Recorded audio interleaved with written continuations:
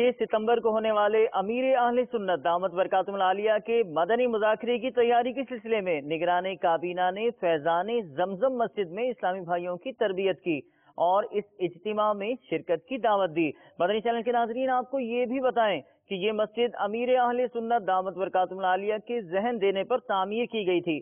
دعوت اسلامی کی مرکزی مجلس شورا کے مرحوم رکن حاجی زمزم رضا اتاری کے وصال کے بعد یہ تعمیر ہوئی۔